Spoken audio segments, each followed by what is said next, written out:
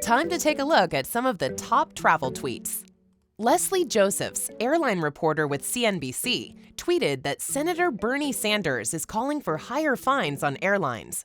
The Vermont Senator wants $55,000 per passenger fines on airlines that cancel flights they knew they couldn't staff.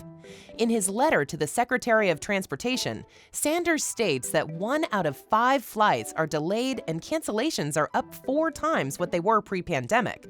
Sanders urged the DOT to ensure customers receive prompt refunds, as well as fine the airlines for delays and cancellations.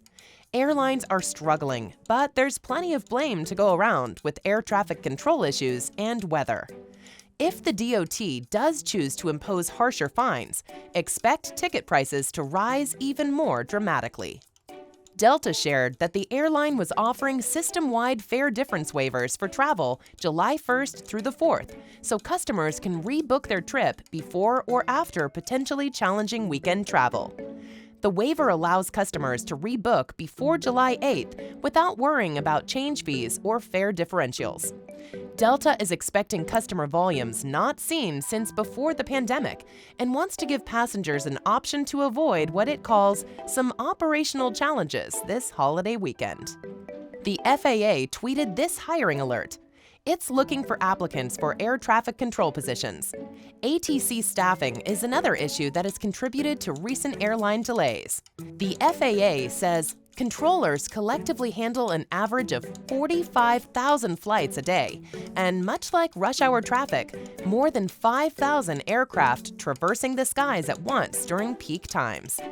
Focus, concentration, attention to detail, quick decision-making, it's all part of the job.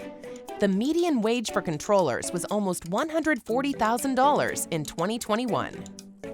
Massimo tweeted a video of a conceptual nuclear-powered sky hotel.